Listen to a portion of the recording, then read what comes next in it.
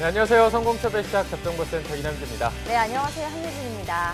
네, 오늘도 어김없이 한 주를 마무리하는 기분 좋은 금요일이 돌아왔습니다. 저희가 금요일에는 항상 금요 스페셜로 여러분들을 맞이하고 있는데요. 네.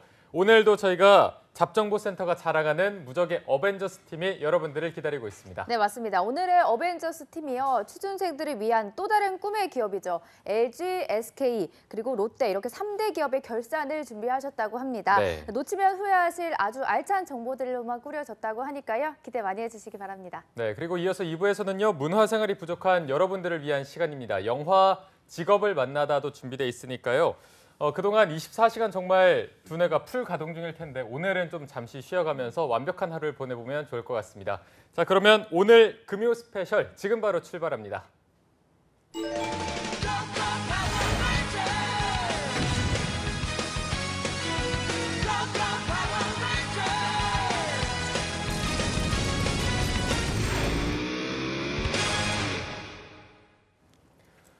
네, 대한민국 어디에서도 방송은 물론이고 인터넷에서조차 찾아볼 수 없는 금쪽 같은 시간입니다. 취업 컨설팅계 최고 히어로들과 함께하는 어벤져스 특집 시간입니다. 네, 오늘도 역시 취준생들의 꿈의 3대 기업 LG, SK, 롯데 하반기 공채 결산을 짚어보도록 할 텐데요. 네. 오늘 함께해 주실 분들은 위포트의 김태성, 트러스트원 취업 컨설팅의 송진원, 더 빅스터디의 마민영 컨설턴트 세 분과 함께하겠습니다. 안녕하세요. 안녕하십니까? 예, 안녕하세요. 안녕하세요. 네, 안녕하십니까? 네. 자, 저희가 항상 하반기 공채가 서서히 마무리되어 가고 있다고 말씀드리면서 지금쯤 또 탈락 때문에 우울하고 힘드신 분들이 있을 것 같아서 오늘이 또 기분 좋은 금요일이고 하니까 따뜻한 위로 한마디 하고 좀 시작을 해보도록 하겠습니다. 위로를 도저히 못하겠다 하면은 좀 현실 직시하는 뼈 때리는 말을 해주셔도 상관없습니다. 먼저 태성쌤께서 한마디 해주시죠. 예, 제가 좀 오늘 초췌해 보이지 않나요? 그러게 조금 예. 피곤해 보시는 것 같아요. 예, 살은 쪘는데 초췌해 보여요. 눈이 약간. 예, 어제 잠을 못 잤어요. 왜요? 그러니까 이게 학생들하고 정말 이렇게 공감대 형성을 많이 하다 보니까, 그러니까 제가 어제 잠을 자면서 제가 취준생이 되어서 기업에 기업에 지원하는 꿈을 꿨어요. 근데 하필 그 기업이 이번에 프로세스들 왕창 바꿨어요. 네, 그래가지고 어딘가요? 어딘지는 모르겠어요. 왕창 바꿨어. 그래요? 그래가지고 이거 왜 이렇게 도대체 바꾸는 거야? 제가 항상 그 방송에서는 그거 바꾸는 거 신경 쓰지 마세요라고 얘기하는데 당장 제가 맞닥뜨리니까 정말 힘들더라고요. 힘들죠. 예, 많이 힘들고 요즘에는 이제 탈락하는 친구들, 합격하는 친구들이 동시에 많이 이렇게 연락을 줘요. 그래서 주변 사람들이 저를 보면 조울증 걸린 사람 아니야라고 생각할 수도 있을 것 같아요. 탈락한 친구들한테는 정말 위로를 내가 그 친구가 되어서 위로를 해줬었고 좋은 결과를 냈던 친구들한테는 같이 만세를 불러주면서 하니까 주위 사람들이 쟤 뭐야? 라고 생각할 수 있을 것 같아요. 이 탈락한 친구들한테는 사실 두 가지 관점에서 두 가지로 이렇게 접근을 해요. 일단 위로를 해줘야 되겠죠. 사실 위로를 받아야 될 게 맞긴 맞습니다. 네. 그래가지고 그렇지만 이제 위로를 해줄 때 꼭 해주는 말이 당신은 예방 주사를 맞은 거야. 항체가 이제 생기기 시작한 거야. 더 단단해지기 시작할 거야. 이런 얘기를 많이 하거든요. 그러니까 그러니까 기업의 문턱을 넘어서 하는 것뿐만 아니라 거기 가서 어떻게 성장하는가도 굉장히 중요하거든요. 그렇기 때문에 이전에 굉장히 단단한 아주 좋은 항체를 맞았다. 그렇게 생각하자라고 얘기를 하고요. 또 하나는 위로만 해주고 끝나면 안 되고 그렇죠. 이제 어떻게 할 건데 전략을 한번 같이 생각해보자라고 얘기를 할 때 항상 제가 얘기하는 게 네가 왜 떨어졌는가라는 것을 생각하지 말고 너를 왜 떨어뜨렸을까를 생각하자. 이게 어떤 차이냐면 내가 왜 이렇지? 왜 결과가 왜 이렇지? 이렇게 생각하는 게 아니라 그 사람들 입장에서 뽑는 사람들 입장에서는 나를 왜 뽑지를 않았을까? 이렇게 생각하면 답 나오는 경우가 많거든요. 그렇게 전략을 함께 생각해보자라고 그렇게 얘기를 합니다. 네, 어제 취준생 꿈을 꿔서 그런지 조금 더 따뜻해진, 부드러워진 듯한 그런 느낌이 힘들어요. 좀 받았습니다. 힘들어요. 힘드신 걸 좀 이제 공감을 하셨는데 진원 쌤은 좀 어떤 식으로 위로를 하신 편이세요? 그러니까 이제 살다 보면 실패를 많이 하잖아요. 또 저 또한 많이 실패했고, 근데 어쨌든 그 실패했을 때 넘어졌을 때 뭔가도 좀 줍고 일어나는 게 좋은 것 같아요. 그래서 네. 아까 태성 쌤 말씀해주신 것처럼 내가 왜 실패했는 것 같은지, 왜 떨어졌는지를 명확하게 좀 분석하는 게 필요하지 않나 하는 생각이 좀 드네요. 네. 그리고 마지막으로 또 기대가 되는 허니보이 마쌤께서는 어떻게 또 달달하게 좀 조언을 해주시나요? 보통 힘들어서 연락이 오는 친구들 같은 경우에는 좀 분석, 냉정하게 제가 왜 떨어졌나요? 이런 내용보다는 좀 위로, 공감을 요하는 친구들이 있더라고요. 그래서 네. 그런 친구들 같은 경우에는 좀 이야기 많이 들어주려고 하고요. 저도 물론 2010년대 중반에 취업 준비를 하면서 많이 떨어졌었거든요. 그런 이야기들 좀 들려주고 같이 좀 이야기 좀 하면서 공감대를. 네, 마지막에는 그래도 좀 조급해하지 말자. 너무 눈을 낮추지 말고 조금 더 열심히 잘 준비해보자라는 식으로 위로를 좀 해주고 있습니다. 네. 네. 정말 위로와 조언의 말로만 1시간을 채워도 모자라지 않을 것 같은데 그래도 오늘 본론으로 들어가 보도록 하겠습니다. SK와 LG, 롯데의 하반기 공채 결산을 짚어보는 시간을 가져보도록 할 텐데요. 현재로 봤을 때 기업별로 남은 채용 전형이 어떻게 되는지부터 살펴보도록 하겠습니다. 네. 마쌤이 알려주실까요? 네, 일단 하반기 공채의 경우에는 이 세 개의 그룹 모두 9월에 서류 모집을 완료했습니다. 그리고 10월 중에는 인적성 시험까지 완료를 했고요. 조금 발표가 먼저 난 SK나 LG그룹 같은 경우에는 이미 인적성 이후에 면접 전형이 활발하게 진행 중에 있고요. 이번 주 화요일에 인적성 발표, 그러니까 LTF 발표를 한 롯데그룹은 상대적으로 조금 늦은 차주부터 본격적인 면접에 들어가는데 좀 빠른 계열사, 롯데푸드나 정보통신 같은 경우에는 오늘 금요일부터 그 면접이 시작된다고도 하고요. 네. 이렇게 좀 늦게 시작하긴 했지만 롯데그룹의 면접 특성상 원데이로 진행되는 부분이 있기 때문에 늦게 시작했지만 마치는 그러니까 최종 합격 발표가 나는 시기는 LG나 SK와 크게 다르지 않을 것이다라는 생각을 좀 하고 있습니다. 네. 그리고 또 진원 쌤도 추가적으로 네. 말씀해 주시겠어요? 지금 아까 말씀해주신 공채는 많이 끝났어요. 근데 지금 보면은 수시 채용이 계속 나오고 있거든요. 요즘에 대기업들이 수시 채용으로 많이 뽑으려고 하다 보니까 최근 롯데도 어저께 이제 공채가 총 3번 있었다고 보시면 돼요. 첫 번째는 정말 그냥 대졸 공채, 두 번째는 인턴십 채용, 동계 인턴십, 세 번째는 스펙테크. 그 나머지 2개는 어저께 마감이 됐거든요. 그리고 LG 같은 경우는 11월 9일까지 지금 동계 R&D 채용 연계형 인턴을 뽑고 있고 또 SK는 증권 등이 지금 11월 12일까지 수시 채용을 신입을 뽑고 있습니다. 그래서 여러분들이 제가 나중에 말씀드리겠지만 지금 공채가 끝났다고 쉬지 않으셔야 돼요. 지금 쓸 곳들이 계속 나오거든요. 네. 네. 중견기업 중에서도 분명히 좋은 곳들이 있고 그중에 외국계는 계속 나오고 있습니다. 그래서 여러분들이 지금 공채가 끝났다고 실패가 없어요. 실패는 딱 지금 이 순간의 개념인 것이고 여러분들은 계속 준비를 해야 됩니다. 네, 알겠습니다. 오늘 롯데, SK, LG 그룹의 채용 전형에 대해서 좀 말씀해 주셨는데 태성 쌤은 이번 이 3개 기업의 하반기 공채 규모는 좀 어떻게 보셨나요? 그 전반적으로 보면 채용 규모가 약간 늘어났습니다. 그런데 이제 공채의 그 채용 규모는 늘어났는데 경쟁률이라는 측면에서 보면 결코 줄어들지는 않았어요. 그러니까 그만큼 지원하는 사람들이 더 늘어났다. 그렇기 때문에 경쟁률은 여전히 유지되고 있다라고 생각하시면 될 것 같고요. 네. SK 같은 경우에는 채용 규모가 이번에 이제 4,500명 정도라고 하고 있습니다. 지난 상반기에 4,000명 정도였는데요. 물론 이 안에는 경력직도 포함되어 있습니다. 그리고 LG 채용 규모는 6,000여 명, 그리고 롯데 같은 경우에는 800명, 그리고 인턴 추가로 이제 300명 더 뽑을 것으로 예상하고 있습니다. 네. LG가 채용 규모가 또 가장 많았네요, 어쨌든. 예, 맞습니다. 6,000명. 그리고 마쌤은 또 하반기 규모 어떻게 보셨나요? 저도 태성 쌤이 말씀해 주신 부분에 굉장히 공감을 하고요. 또 추가적으로 저희가 저번 주까지 다뤘던 그 세계 어벤져스 때 다뤘던 기업이 삼성 그리고 현차 CJ였잖아요. 네. 이 세 개 그룹과 좀 채용 규모 그리고 양상이 비슷하다고 생각이 돼요. 왜냐하면은 우리가 최근에 자주 접하게 되는 뉴스들을 좀 보면 반도체에 얼만큼 투자를 하겠다. 혹은 5G다, 로봇이다, 혹은 자율주행차가 어떻게 발전되고 있다 이런 이슈들을 좀 많이 접하고 있긴 한데요. 네. 반면에 대형마트를 늘리겠다, 혹은 백화점이나 면서점 이렇게 오프라인 유통점의 매출이 막 급격하게 올라가고 있다 이런 이슈들은 상대적으로 접하기 어려웠을 것이라고 생각이 듭니다. 이렇게 화랑인 업종과 좀 상대적으로 분발을 요하는 업종의 구분이 명확해지고 있기 때문에 해당 업종에 속하는 기업들은 이와 연관지어서 채용을 하기 마련이거든요. 그렇기 때문에 아무래도 좀 산업재 측면, 우리가 신히 말하는 이공계를 좀 우대하는 산업재 측면의 기업들은 상대적으로 채용이 많았을 것이다. LG나 SK.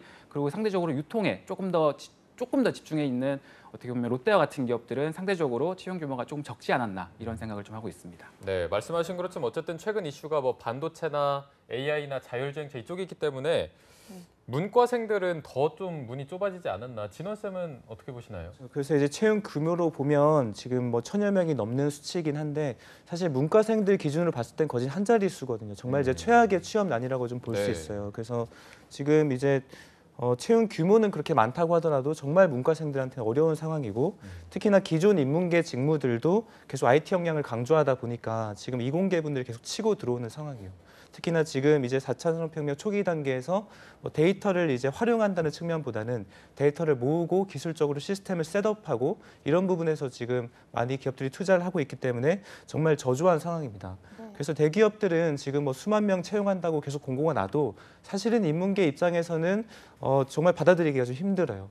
왜냐하면 그만큼 정말 소수의 인원을 뽑기 때문에. 그래서 이 부분을 좀 어떻게 저희가 해나갈 수 있는지 지금 남은 시간에 말씀드리도록 하겠습니다. 네, 알겠습니다.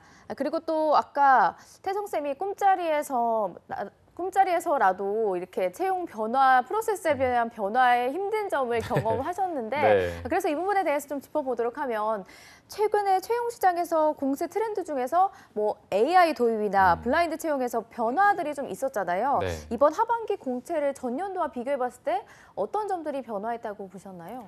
일단 그 큰 기조는 유지하고 있다라고 보시면 될 것 같아요. 대신 이제 키워드를 한마디로 말씀드리면은 가속화되고 있다라고 말씀드릴 수 있을 것 같은데요. 네. 그 특징을 한 3가지 정도로 말씀드리면 첫 번째는 기업 입장에서요. 채용 프로세스의 효율화를 굉장히 추구를 하고 있다. 그 대표적으로 나타나는 게 AI 도입이 있죠. 네. 자소 단계에서 AI를 도입하는데 물론 이제 많이 손이 줄었어요. 기존에는 이제 거의 열흘 가량을 회사 자체가 이제 마비가 될 정도로 비즈니스를 못할 정도로 이 서류 심사를 하는데 많은 에너지를 쏟아붓습니다. 근데 이거를 도입하면서 많이 손은 줄긴 줄었어요. 그렇지만 여러분들 저도 꿈에서 사실 굉장히 헤맸지만 예? 여러분들 생각해 보세요. AI 도입 이거 효율화를 추구하기 위해서 하긴 했지만 사람 손을 거치지 않을 수는 없거든요. 네.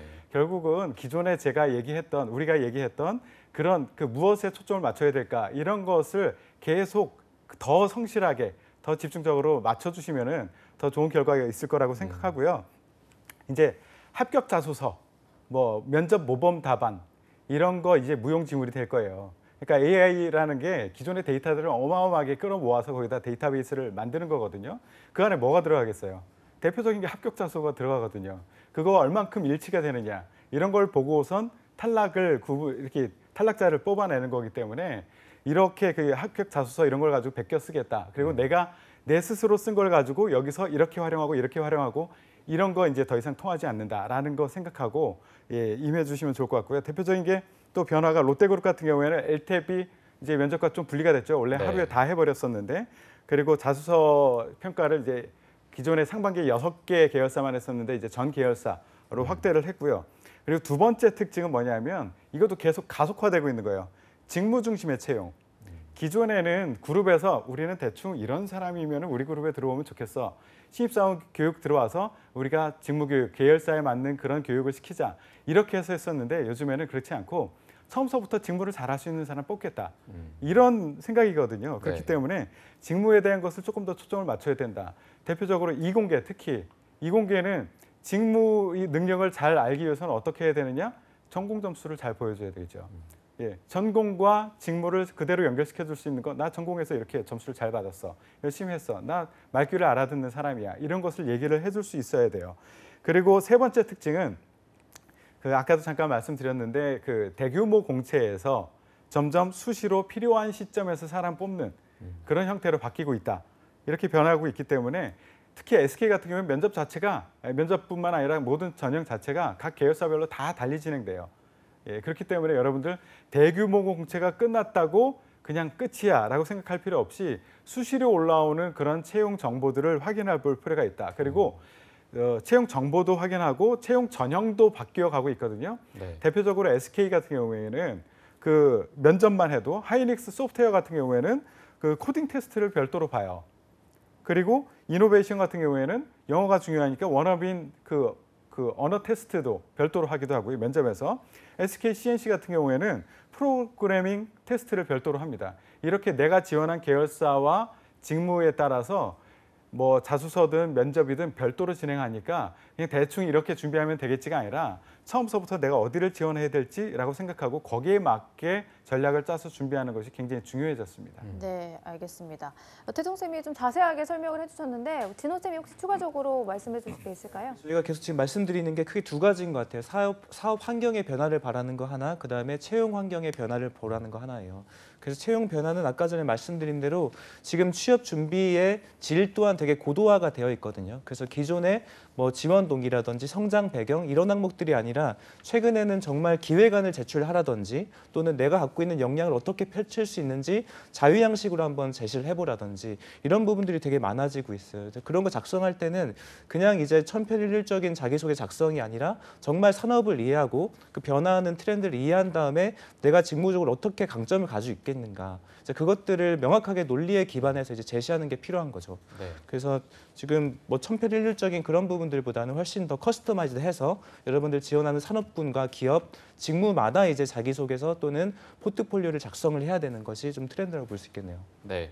네. 말씀은 수시 채용 확대를 아까 태성 쌤께서 말씀해 주셨는데 이 부분에 대해서 좀 어떻게 생각하시나요? 기업 입장에서는 지금 4차 산업혁명이 굉장히 좀 고도화되고 있는 측면이다 보니까 타 기업, 경쟁 기업의 인재를 뺏기지 않기 위해서 수시로 채용하고 있다라고 생각을 하고 있습니다. 대표적으로 뭐 우리가 지난주에 다뤘던 현차뿐만 아니라 이번에 SK 하이닉스도 뭐 지난해에 이어서 올해도 4번째 채용이거든요. 네. 그래서 상하반기 공채가 아니라 제 생각에는 뭐 봄, 여름, 가을, 겨울 뽑는 것 같은 느낌도 들고요. 한 1,000명 정도를 뽑는데 이런 식으로 수시로 뽑으면서 동시에 마찬가지로 글로벌 시장에서도 또 이제 반도체라고 한다면 중국 시장이 굉장히 좀 반도체 굵기 이슈가 나오면서 굉장히 좀 성장을 하고 있잖아요. 그렇기 때문에 뺏기지 않기 위해서 수시로 필요할 때 직무에 맞는 인재를 뽑기 위한 그런 기업의 전략이 좀 보인다라고 생각을 하고 있습니다. 네. 세 분의 말씀을 듣다 보니까 이제 하반기 채용 이슈가 어느 정도 좀 가닥이 잡히는 것 같아서 좀 그럼 기업별로 어떤 게 좀 이슈였는지 정리해서 들어보도록 하겠습니다.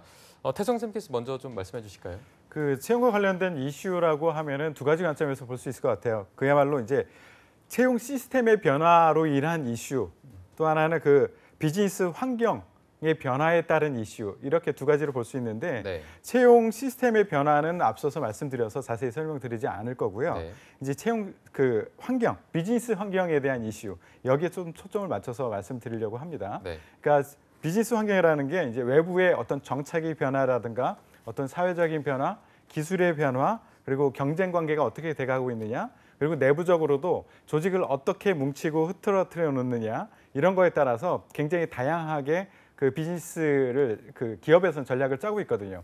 그거에 따라서 뽑고자 하는 사람들의 형태, 그 필요한 역량 이런 것들도 달라질 수 있어요. 그렇기 때문에 여러분들은 이제 각 기업, 내가 지원하는 기업에서 고민하고 있는 비즈니스 이슈가 무엇인지 이것을 고민하는 게 굉장히 중요하다라고 말씀을 먼저 드리고요. 그러면은 어떤 이슈들이 있었을까?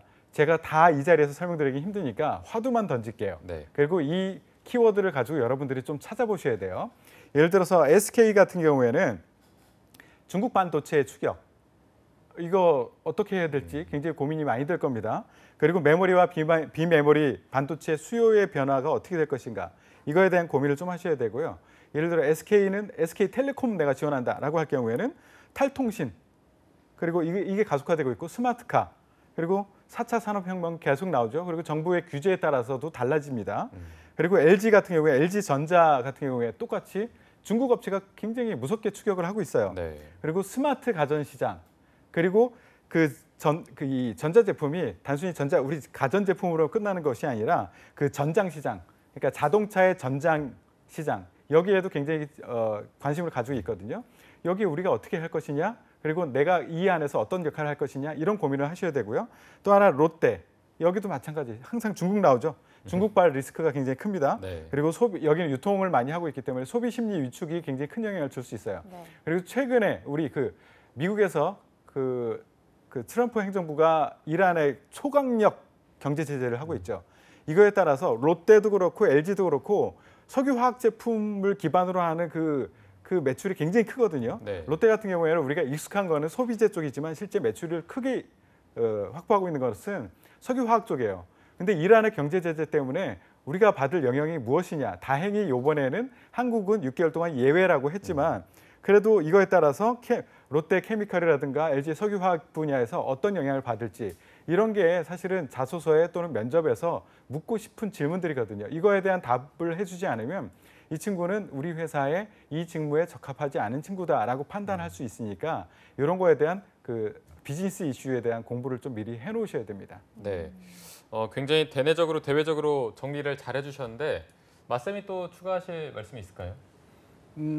저 같은 경우에는 그 조금 말씀을 잘 해주셨고 좀 제가 봤을 때도 기업에 조금 특화돼서 간단하게 좀 말씀을 더 드리면 뭐 SK도 되게 잘 말씀해 주셨고 뭐 LG도 좋고 롯데도 좋고 다 좋은데 이제 SK 부분에서는 기업에서 밀고 있는 부분들이 어디일까를 저는 조금 더 초점을 맞춰서 봤었는데 네네. SK에서 하이닉스도 말씀을 해주셨고 뭐 SKT 그러니까 탈통신도 얘기를 잘 해주셨잖아요. 그리고 또 포스트 반도체로 미는 게 이제 바이오 제약이거든요. SK 같은 경우에는 레드바이오라고 해서 최근에 우리나라가 그러니까 우리 사회가 고령 사회로 진입을 했잖아요. 그래서 고령 사회인 만큼 조금 더 잠재력이 있는 시장이 바로 이 바이오 레드바이오일 것이다라고 선정을 해서 이번 하반기만 하더라도 바이오텍이나 바이오팜에서 채용을 진행했거든요. 그렇기 때문에 뭐 특히나 바이오텍 같은 경우에는 지난해 대비해서 올해 매출이 한 130% 이상 더 증가할 것이다라는 그런 성장세가 명확하게 예측이 되고요. 그런 부분을 좀 체크하셨으면 좋겠고 또 LG도 잘 말씀해 주셨고 롯데 같은 경우에는 그렇죠. 이제 보통 우리가 캐시카우라고 하면은 그 유통이라고 알고 있는데 화학이 맞습니다. 석유화학이고 그리고 건설 쪽도 요즘에 굉장히 좀 밀고 있는 부분이기 때문에 여기서도 채용이 활발하게 있었을 것이고 추가적으로 오프라인 유통에서는 굉장히 좀 강자이긴 하지만 온라인에서 그동안 좀 경쟁사인 신세계에 밀려서 조금은 빛을 못 발하고 있는 부분이 있었는데 요즘에 9월 달에 그 이커머스라는 사업 부문을 신설해서 최근에 그 관련된 IT 인재들을 좀 끌어모으고 있는 상황이니까 이쪽에서도 컴공이나 소프트웨어 관련해서 좀 관심이 있고 프로젝트 경험이 있으면 이쪽 부분에서 채용이 좀 많이 이루어졌을 것이다라는 부분을 체크하셨으면 좋겠습니다. 네. 앞에서 두 분이 다 말씀하신 것 같지만 진원 쌤이 또 보충을 좀 하실 게 있다면 해주시죠. 그래서 저는 이제 뭐 채용 과정에 대해서 잠깐 말씀드리면 바뀐 부분 좀 말씀드릴게요. 그래서 일단 롯데는 아까 전에 말씀드렸다시피 LTEP과 면접이 분리된 부분, 또 이번에 동계인턴에서는 LTEP을 원래 직무 적성 검사까지 같이 봤었는데 이번엔 조직 적합도 부분만 봤었어요. 그래서 그 부분도 나중에 이제 이번에 지원하신 분들은 좀 검토하시면 좋을 것 같고요. 네. 이번에 어쨌든 롯데가 50조 규모를 투자를 한다고 하니 확실히 이제 채용 규모도 좀 늘어날 것인데 거기서 어떠한 산업군에서 내가 지금 빛을 발할 수 있는지도 좀 보시면 좋을 것 같고 뭐 AI 자소서 도입은 말씀드렸고요. LG 같은 경우는 지금 신사업들 많이 하고 있어요. 땡큐라든지 이런 인공지능이라든지 스마트 팩토리 관련. 그래서 이때는 우리 자기소개서 또는 우리가 준비해야 될 부분도 사실 백투베이직으로 돌아가야 됩니다. 왜냐하면 신사업을 하게 되면 그만큼 직무 역량을 내가 어필하기 좀 어려워요. 왜냐하면 회사도 처음 하는 거니까. 그럴 때일수록 지금 삼성과 LG가 전공에 집중하는 이유가 그거거든요. 그래서 여러분들이 전공 학점에 대해서도 명확하게 이제 좀 갖춰 놓으셔야 됩니다. 그래서 SK 같은 경우는 이전에 그 8천자를 쓰게끔 돼 있었어요. 소위 이제 4천자 필수에 4천자는 선택이다라고 돼 있는데 그 부분은 이제 저도 계속적으로 좀 어필을 했었고 저희 뭐 담당자분들한테 그래서 왜 이게 선택을 어떻게 할 거냐 평가할 거냐 말 거냐 4천자도 많은데 어떻게 8천자를 쓰게끔 해야 되냐라는 부분이 있었는데 이번에는 다행히 취업준비생들의 그런 좀 노고를 이해를 했는지 어쨌든 4천자 필수로만 지금 바뀐 부분이 있습니다. 네, 뭐 이 정도만 말씀드리겠습니다. 네, 알겠습니다.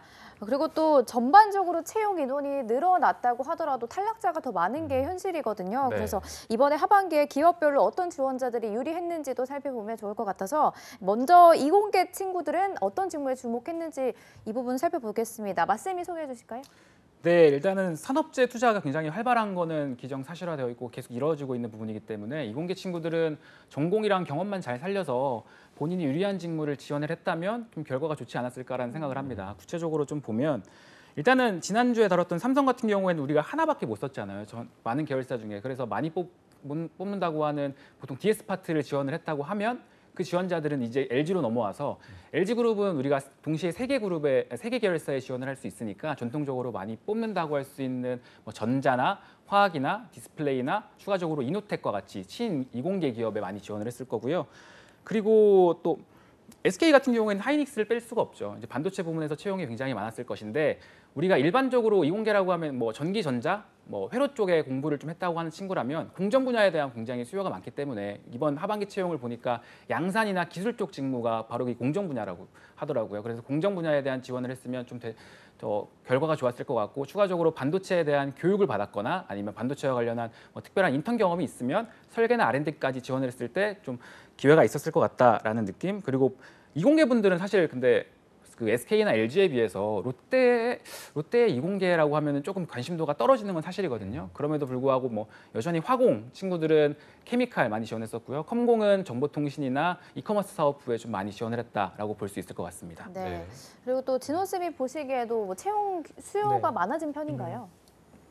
이공계 친구들은 볼 때가 엄청 많죠, 사실은. 고를 때도 많고, 그래서 지원할 때도 정말 좀 자유롭게 할 수 있어요. 물론 전공에 한계가 있겠지만 인문계들보다는 정말 좀 수월하게 고를 수 있는 편이고, 크게 한 5가지 정도를 말씀드리면, 키워드로 말씀드리면 ICBMA라고 좀 말씀드릴게요. 네. I는 IoT, C는 클라우드, B는 빅데이터, 이제 M은 모바일, 그리고 A는 AI거든요. 그래서 5가지가 최근에 많이 화두가 되는 부분이고 기업들도 많이 채용을 하고 있어요. 그래서 이 부분 외에 뭐 SK라고 한다면 아까 말씀 주신 SK 하이닉스 부분, 네, 그래서 그 부분에 대해서 좀 초점을 많이 맞췄다고 볼 수 있겠습니다. 네, 알겠습니다. 그리고 마지막으로 태정 쌤이 하실 말씀 있으실까요? 할 말이 있겠어요. 제가. 뭐 죄송하네요. 이공계 친구들은 사실 뭐 고민이 없어요. 고민할 게 없어요. 본인의 전공에 따라서 내가 어디를 지원해야 될지가 명확해요.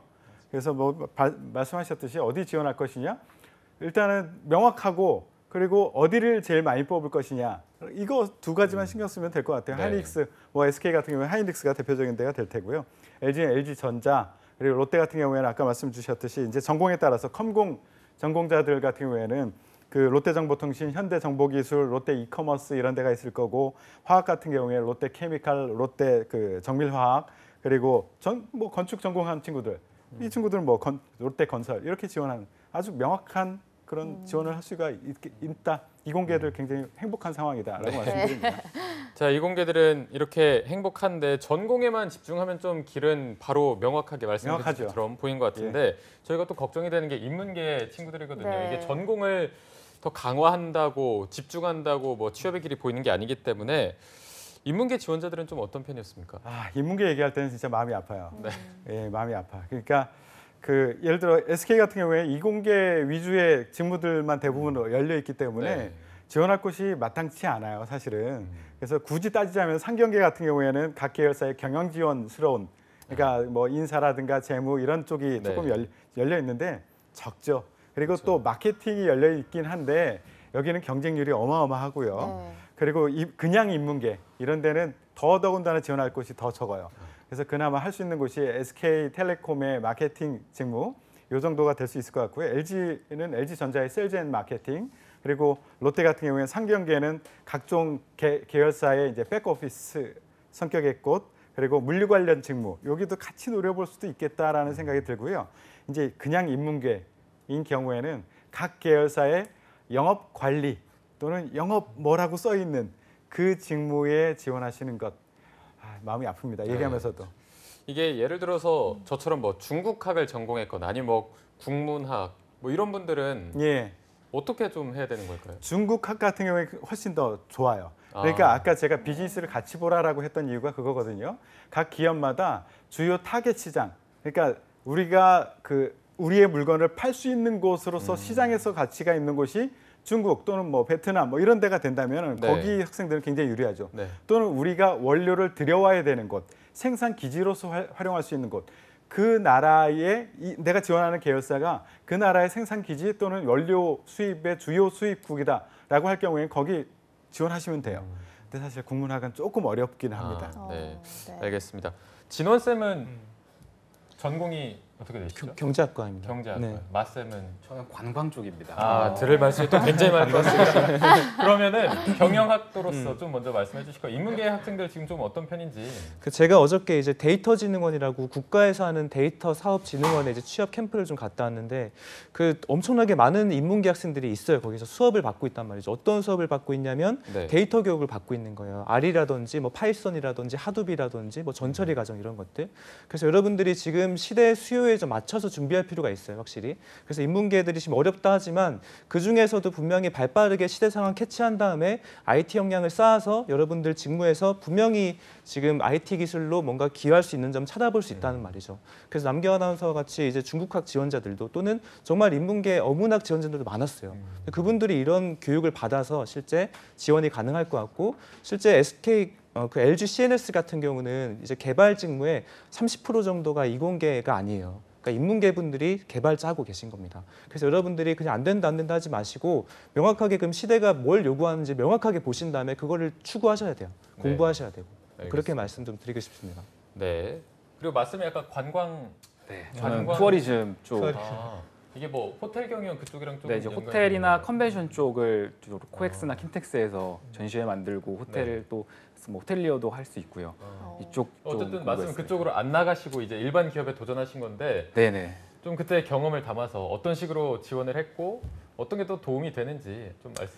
관광이라는 측면이 어떻게 보면은 이제 물론 상경계가 인문계 중에서는 그러니까 인문계 전공 중에서는 상경계가 뭐 잘 된다고 취업이 된다고 하지만 네. 나름인 것 같아요. 저도 관광 그 전공을 하면서 굉장히 많은 관광객도 만나보고요. 네. 관광지도 개발을 해보고 관광 상품도 한번 구입을 해보고 또 만들어보기도 했는데요. 이런 경험들을 살려서 내가 이제 쉽게 말해서 영업관리 직무를 지원한다고 하면 단순히 내가 관광객이 되는 것이 아니라 관광지를 개발하는 사람 입장에서 그러니까 비즈니스적인 마인드로서 어떻게 해당 상품을 개발할 수 있었는가에 초점을 맞추고 자기소개서를 작성을 해나갔거든요. 그래서 그런 경험들 내가 분명히 어떻게 보면은 연관이 안 되어 있어 보이는 멀리 떨어져 있는 경험들과 직무였지만 좀 내가 내 안 직무 범위로 끌어들여서 경험과 직무의 연결고리를 잡고 이런 식으로 해당 경험을 자기소개서에 잘 녹였더니 제가 뭐 있었던 롯데제과도 마찬가지로 관광이 아니잖아요. 또 다른 유통기업들 혹은 다른 식자재 기업들의 좀 취업이 그러니까 채용하는 데 있어서 서로가 좀 잘 통화되었었던 그런 좀 경험이 있었습니다.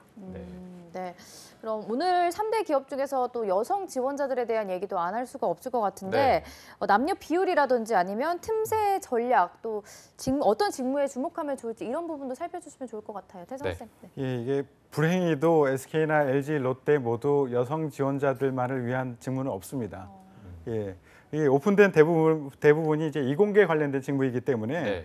그 여성 지원자들은 남자 공대생들과 열심히 경쟁하고 싸워야 되는, 각오를 해야 되는 그런 상황이고요.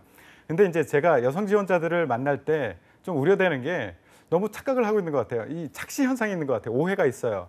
뭐냐면 이공계 쪽 남학생이 유리하지 않나요? 그러니까 취업 자체가 남학생이 유리하지 않나요? 라는 질문을 굉장히 많이 하는데 뽑았던 사람 입장에서는 꼭 그렇지는 않았거든요. 정말 신경 쓰지 않았었어요. 그런데 왜 착각을 하느냐? 지금 이공계생들이 취업이 잘 되잖아요. 모든 오픈되는 그 SK든 LG든 뭐 다들 롯데든 이공계 쪽에 오픈되는 잡들이 많으니까 이공계생들이 가기가 좋단 말이야. 그런데 여러분들 학교에서 보세요. 이공대의 남학생 비율, 여학생 비율이 어느 정도 되는지. 그렇기 때문에 남학생이 잘 되니까 나는 불리하다 이렇게 미리 예단하지 마시고 네. 똑같이 경쟁한다라고 하고 달려드세요. 사실 경쟁률만 보면은 여학생이 더 낮은 경우를 훨씬 더 많이 봤거든요. 그러니까 여학생들이 싸운다라고 봤을 때는 훨씬 더 유리한 상황일 수도 있다라고 생각을 하고 여학생 경우에는 그 유리한 직무는 없다. 그런데 굳이 고르라면 어떻게 해야 되느냐면 뭔가 섬세한 감수성 이런 것을 강점으로 내세울 수 있는 곳.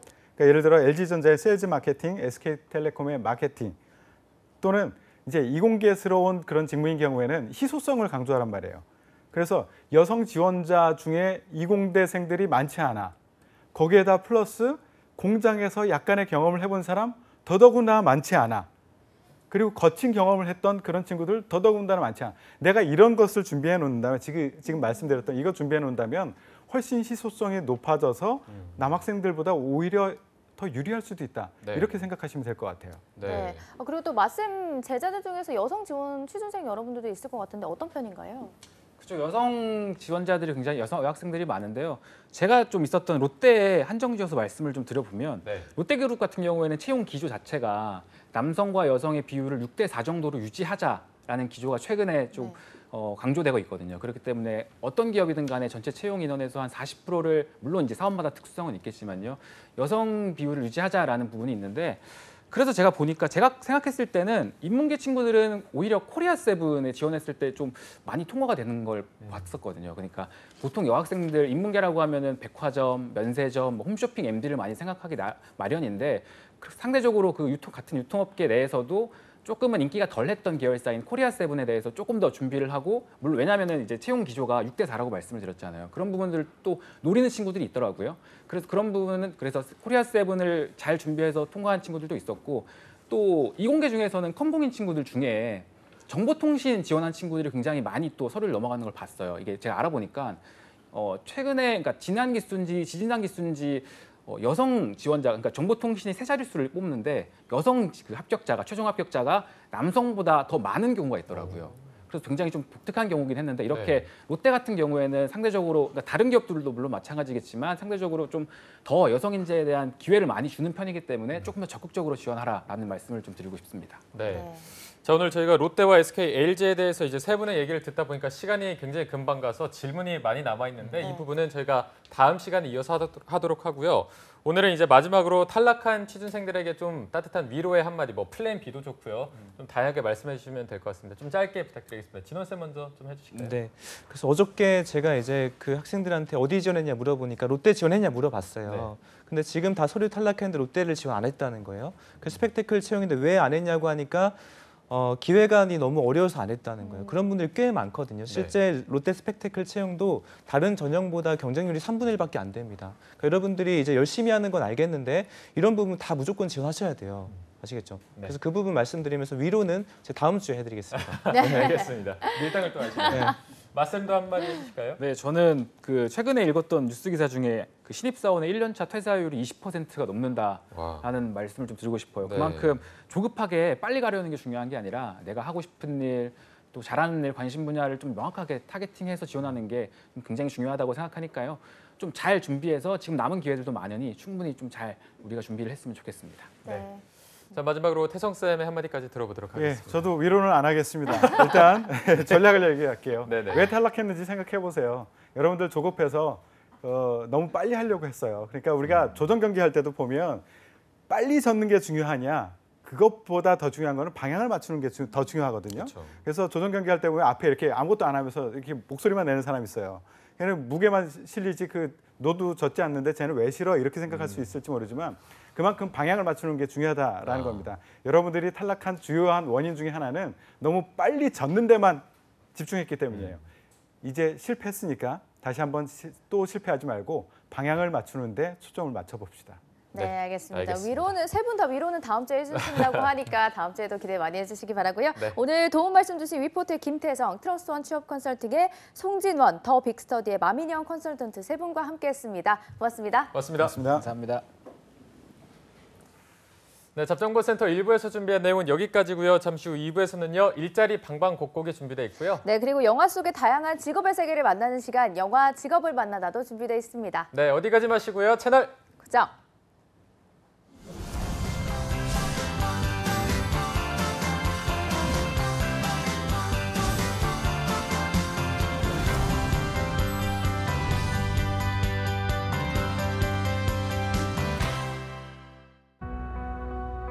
포기하지 마라. 좌절하지 마라. 경쟁에서 이겨라. 저는 이런 말 하고 싶진 않아요. 좌절할 수도, 포기할 수도 있죠. 경쟁에서 질 수도 있습니다. 저도 못 지는데 익숙한 선수인데 대신에 이런 말 하고 싶습니다. 괜찮아. 넌 잘하고 있어.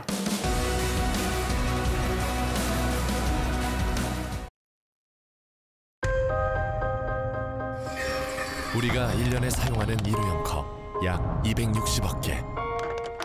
플라스틱 컵이 분해되는 시간 최소 500년. 지구도 한 번 쓰고 버리실 건가요? 늦지 않았습니다. 일회용품 줄이기, 나부터 시작입니다. 한국 직업 방송을 보면 취업이 보입니다.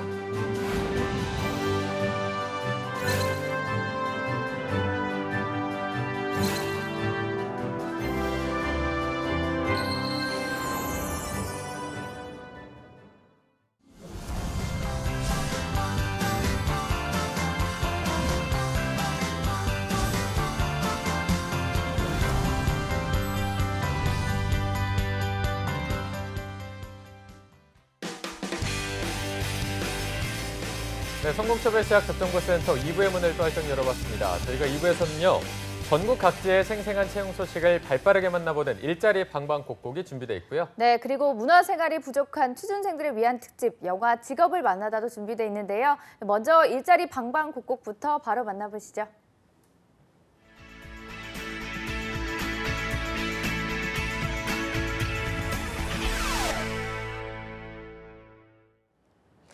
네, 매일매일 전국 각지의 생생한 채용 정보를 알아보는 일자리 방방곡곡. 오늘은 경기도 먼저 연결해 보겠습니다. 이천고용센터의 이혜진 주무관님 안녕하세요.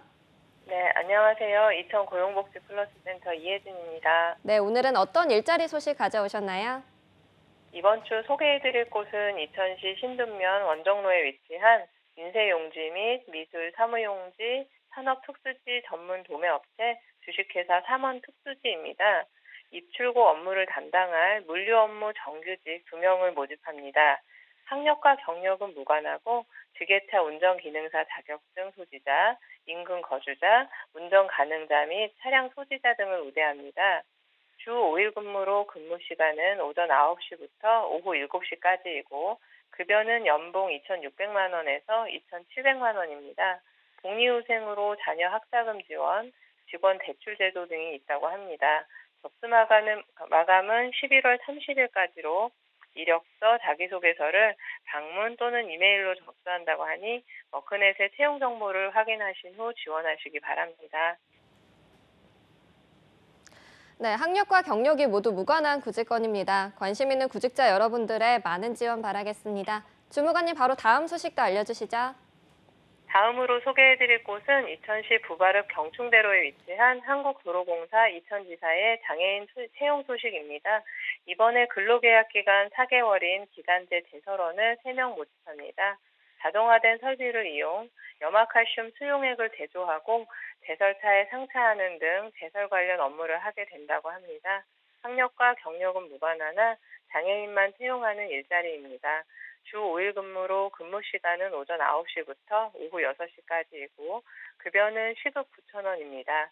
접수 마감은 11월 12일까지로 이메일로 이력서와 자기소개서를 접수한 후 면접을 진행한다고 하니 자세한 사항은 워크넷 채용 정보를 확인하시기 바랍니다.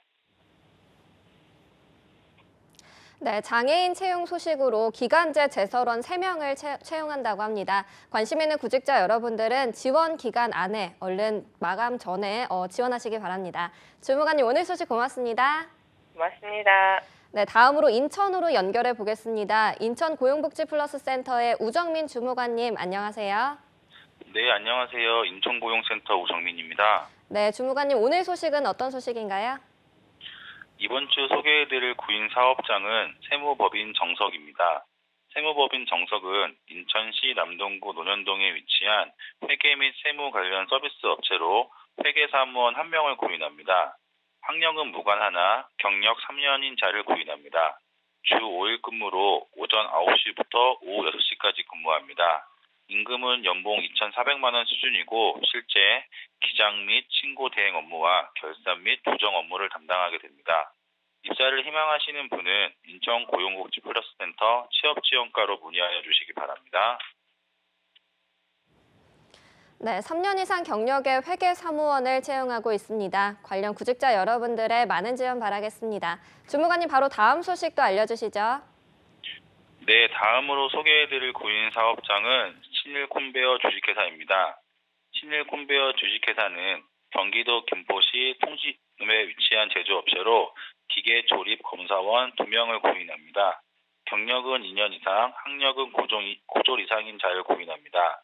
주 5일 근무로 오전 9시부터 오후 6시까지 근무합니다. 급여는 연봉 1,896만 원에서 1,920만 원 수준이고 산업 및 정밀 제품 컨베이어 롤러 가공 및 조립 등을 담당하게 됩니다. 입사를 희망하시는 분은 인천고용복지플러스센터 취업지원과로 문의하여 주시기 바랍니다. 네, 채용 시 마감되는 구직건이니까요. 관심 있는 분들은 빠르게 지원하시기 바랍니다. 주무관님 오늘 소식 고맙습니다. 네, 감사합니다. 네, 지금까지 일자리 방방곡곡 경기와 인천 지역의 채용 정보 알아봤습니다.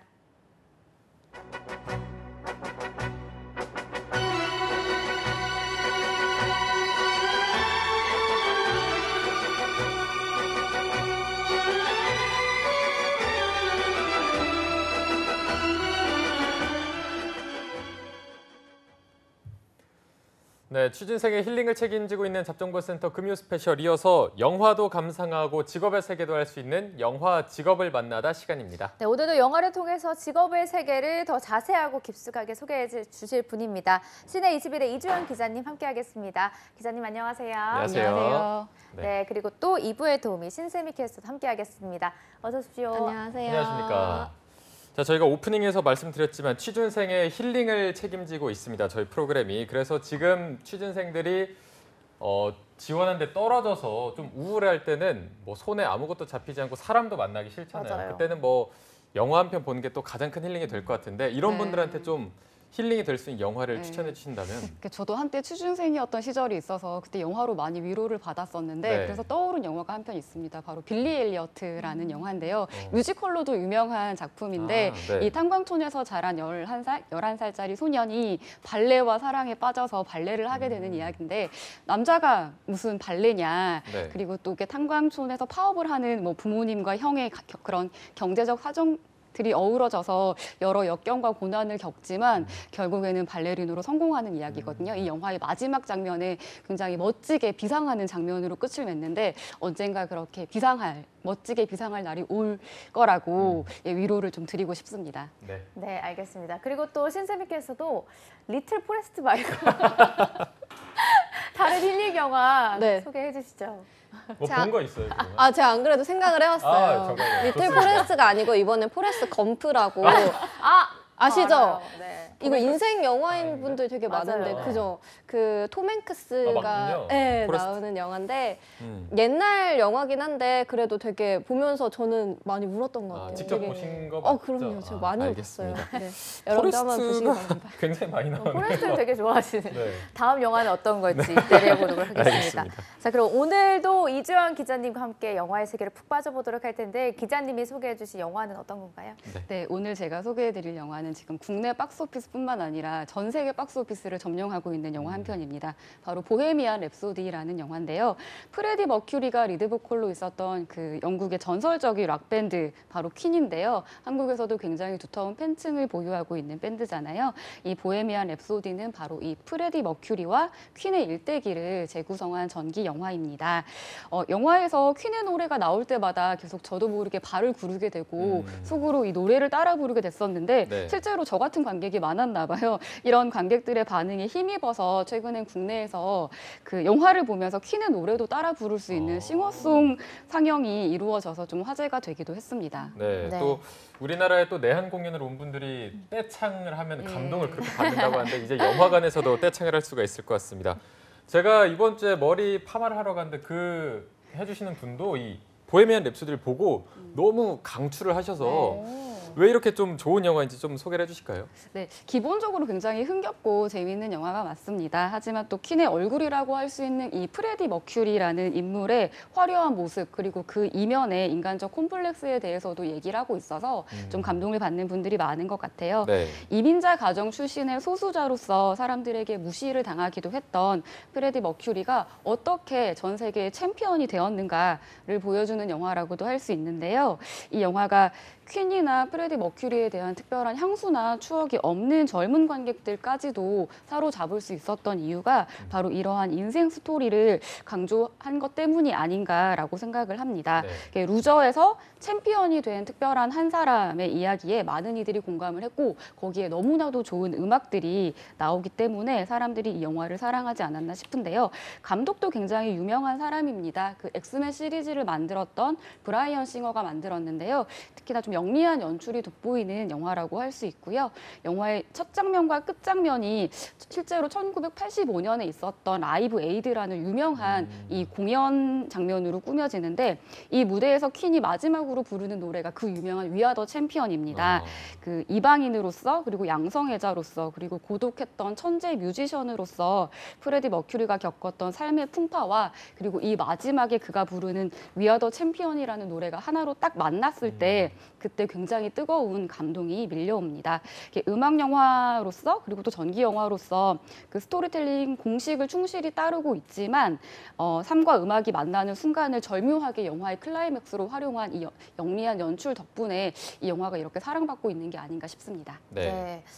정말 영화 소개만 들었는데도 빨리 영화를 보러 가고 싶은 네. 마음이 생기는 것 같습니다. 먼저 맛보기를 줄거리를 들어봐야 할 텐데 아직 스세미 캐스터가 영화를 안 봤다고 들었어요. 네. 그래도 감정이입을 해서 줄거리 소개를 해주시기 열심히 바랍니다. 해보도록 하겠습니다. 공항에서 수화물 운반 노동자로 일하면서 음악에 대한 꿈을 키우던 이민자 가정 출신의 바로크 불사라는 스마일이라는 록밴드 공연을 보러 갔다가 보컬의 탈퇴 소식을 듣고 밴드에 합류하게 됩니다. 자신의 이름 또한 프레디 머큐리로 개명을 하고요. 또 밴드 스마일 이름도 퀸으로 바꿔서 활동을 하게 되는데요. 그 과정에서 프레디는 평생의 연인이자 친구가 되는 메리를 만나게 됩니다. 프레디와 메리는 장밋빛 미래를 약속하지만 퀸의 인기가 점점 치솟고 또 세계 투어의 횟수가 늘어날수록 프레디의 고독함은 점점 깊어만 가는데요. 자신의 성 정체성에 대한 혼란도 심해지기까지 합니다. 급기야 거액의 솔로 앨범 계약 제안을 받으면서 밴드 멤버들과의 관계마저도 흔들리게 되는데 엎친 데 덮친 격으로 언론은 퀸의 음악이 아닌 프레디 머큐리의 사생활에만 관심을 보입니다.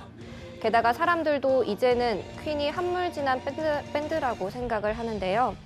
하지만 1985년 퀸에게 기회가 찾아옵니다. 아프리카 원조를 목적으로 한 당대 최대 규모의 공연, 라이브 에이드에 퀸이 초청을 받은 것인데요.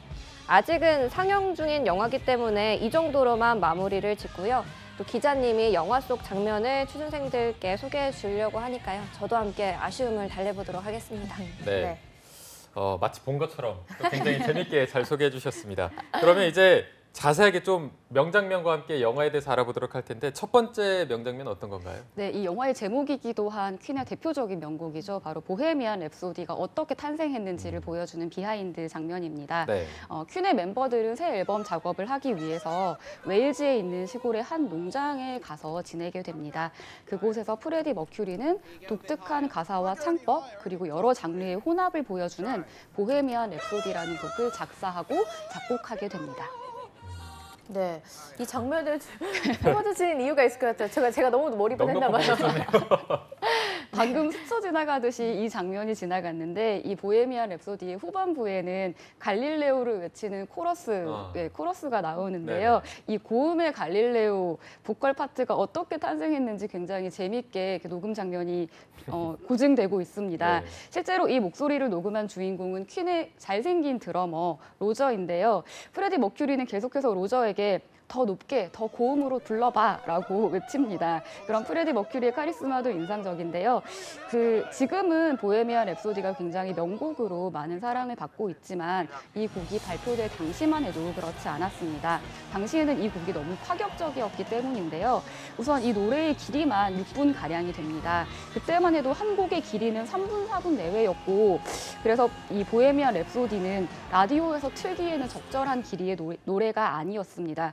그리고 가사에 갈릴레오, 맘마미아, 비스밀라 이렇게 뜻을 짐작하기 어려운 단어들이 나열이 돼서 가사가 난해하다는 평들도 있었고 록과 오페라의 결합이라는 이런 시도도 너무 실험적이다, 음악이 너무 과장됐다라는 평을 많이 들었습니다. 하지만 지금은 프레디 머큐리의 천재성을 확인하게 해주는 음악으로 널리 사랑받고 있는데 이 점이 굉장히 흥미로운 것 같습니다. 네.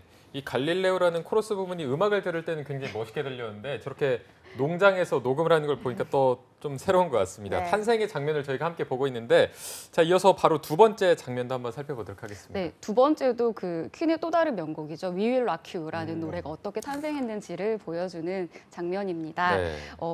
사전에 좀 설명을 드리면 이 퀸의 멤버들은 일종의 가족과 같은 관계를 유지해 왔습니다. 이렇게 싸우지 않으면 가족이 아니라고 하잖아요. 이들은 음악적으로 굉장히 치열하게 싸웠는데 그 치열하게 싸우는 과정에서 이 노래가 탄생을 했습니다.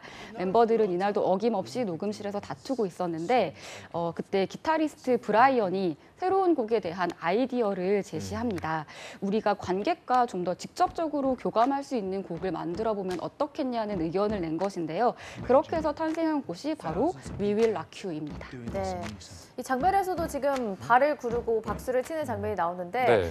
이 장면을 꼽아주신 이유는 어떤 건가요? 네, 말씀하신 것처럼 이 곡의 도입부에는 발을 구르고 손뼉을 치면서 박자를 맞추는 것으로 시작을 합니다. 네. 공연장에서 관객들은 그 퀸과 함께 발을 구르고 박자를 맞추는 행위를 통해서 음악과 하나 되는 경험을 하게 되고요. 반면에 밴드는 그런 관객들과 또 하나 되는 경험을 하게 됩니다. 프레디 머큐리가 보셔서 알겠지만 굉장히 화려한 의상을 입고 화려한 퍼포먼스를 보여주는 보컬로 유명했습니다. 그런 프레디의 쇼맨십과 이 곡의 대중 친화적인 특성이 굉장히 좀 잘 맞아떨어진 게 아닌가라는 것을 확인할 수 있고요. 그리고 관객이 곡에 참여할 수 있게 하는 이른바 떼창을 하게 하는 이 퀸의 음악과 무대를 관객들은 사랑하는 게 아닌가 싶습니다. 나아가서 영화도 관객을 그 영화에 참여시킨다라는 이 전략을 그대로 따르고 있는데요. 영화에서 퀸의 노래가 나올 때마다 그 즉각적으로 관객들이 반응을 할 수 있도록 드라마를 짜고 공연 장면을 연출한 굉장히 영리한 전기 영화고 영리한 음악 영화라고 할 수 있습니다. 네, 알겠습니다. 시간이 굉장히 빨리 가서 마지막으로 세 번째 장면까지 바로 살펴보도록 하겠습니다. 네, 이번에는 영화의 한 장면이 아니라 메이킹 영상을 소개해드리려고 하는데요. 네. 실제로 영화 보헤미안 랩소디를 보면서 감탄하게 되는 지점 중 하나는 굉장히 놀라운 싱크로율, 굉장히 충실한 과거의 재현에 있습니다. 퀸의 멤버들을 연기한 배우 모두가 놀라운 싱크로율을 보여주지만 특히 이 프레디 머큐리는 진짜 살아 돌아와서 연기를 하는 게 아닌가라는 착각이 들 정도입니다. 그 프레디 머큐리는 굉장히 개성적인 외모를 지녔고 존재감 또한 남달라서 이를 대체 어떤 배우가 소화할 수 있을까 그 배우를 찾아 캐스팅하는 게 제작진한테는 굉장히 큰 숙제 중 하나였는데요. 최종적으로 프레디 머큐리 역에 낙점된 배우는 라미 말렉입니다. 영화 박물관이 살아있다 그리고 미국 TV 드라마 미스터 로봇으로 연기력을 인정받은 배우인데요. 이 영화를 통해서 프레디 머큐리의 완벽한 재림이라는 찬사를 받게 됐습니다. 참고로 프레디 머큐리가 약간 이렇게 독특한 치아를 가지고 있는데 이 치아를 표현하기 위해서는 교정기를 꼈다고 합니다. 이렇게 외모에 대한 묘사뿐만 아니라 프레디의 디테일한 습관, 무대 위에서의 퍼포먼스를 굉장히 좀 사실적으로 재현을 하는데요. 자신감 넘치는 걸음걸이라든지 마이크를 잡는 법, 그리고 창법까지도 거의 유사하게 카피를 하고 있습니다. 그래서 그 영화의 엔딩을 장식하는 1985년 라이브 에이드 공연 장면이 더 생생하게 느껴지는 것 같습니다. 네. 자, 마지막으로 신세미 캐스터 오늘의 영화 또 어떻게 보셨는지 소감 한마디 듣고 마무리하도록 하겠습니다. 네, 제가 음악 영화를 정말 좋아하는데 또 같이 노래를 부르면서 볼 수 있는 영화가 있다고 해서 한번 그 싱어송 상영이라고 하나요? 그거 한번 가보고 싶은 생각이 드네요. 여러분들도 가시면 좀 스트레스가 풀리지 않을까 생각이 듭니다. 네, 알겠습니다. 점점 신세미 캐스터 영화관도 다 다양해지고 있는 느낌이 듭니다. 자, 오늘 영화 직업을 만나다 보헤미안 랩소디에 대해서 시내21 이주현 기자님 그리고 신세미 캐스터 두 분과 함께 알아봤습니다. 고맙습니다. 고맙습니다. 네, 오늘 금요 스페셜 준비한 내용은 여기까지입니다. 저희는 다음 주 월요일에 또 웃는 얼굴로 찾아뵙도록 하겠습니다. 네, 시청해주신 여러분 고맙습니다. 고맙습니다.